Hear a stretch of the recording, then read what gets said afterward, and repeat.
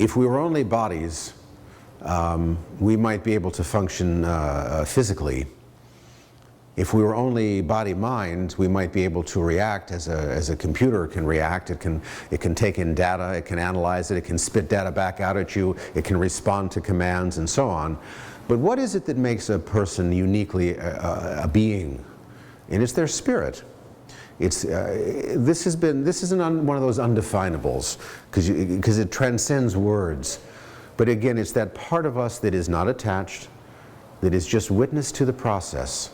That it is itself composed of nothing, meaning you can't make it better, you don't need to balance it, you can't imbalance it, but our perceptions of our spirit can become imbalanced. So that instead of seeing the beauty and the oneness inherent in everything, which would be seeing with the eyes of spirit, we see separation. We see things that we accept and we don't accept. We see things that we can't empathize with. We see people who are on the road to hell and those who are not, those who are on our team and those who are on in the adjacent court, the enemy, and we see us and them, and we see things in terms of the world of duality. And this is a very old concept. So when we're seeing it across those eyes, we are seeing not with the clear eyes of the spirit, but with a distorted spiritual view. Now that has to affect the mind, because the beliefs that we have, the opinions that we hold, the prejudices, the preconditioning that we have, the assumptions that we make, that we carry with us, keep us from viewing the world as a child would, in a state of innocence and wonder and glory and bliss.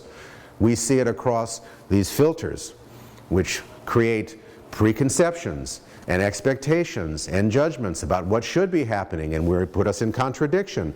Now that contradiction takes its toll on the body as well. We feel it as tension, we feel it as malfunction, we feel it as constriction of movement. I mean, really, any symptom you can name can be the result of a spiritual malady or a spiritual affliction manifesting on all other levels. We are one. It's just, I equate this to a piano. It has many octaves, and when you resonate and you hit one note, the whole piano does vibrate in sympathy. And it's the same with the levels. You can't be only physically sick. It has to at some point affect your mind, and it has to at some point affect your spirit. If the mind is in contradiction, is struggling, is suffering, it's going to affect your spiritual outlook, and it's going to affect your physical body as well. And if the spirit or the spirit level is compromised, so that we're not seeing clearly through the eyes of spirit, which sees everything as, well, what is it ultimately that we're seeing? We're seeing movement, we're seeing change. There's no need really to be attached to any of it, because it is what it is. And it's going to transpire as it does. And yes, we can participate, and we can participate fully. This is not meant to say we should just let it all happen, so to speak. This is not nihilistic. This is speaking of full participation, consciously participating, not running on automatic, not necessarily following imposed rules, which our psyche doesn't even accept, but we believe them. But many of the rules that we follow and live by don't even come from us.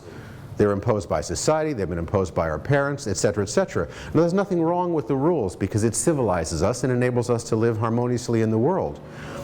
But a mature person, at a certain point, operates with the understanding of the rules and also the obligation to their spirit, to their higher purpose, to their higher self, their higher being, and to evolution, which is ultimately not for that person alone, but is for all. It's for the benefit of all.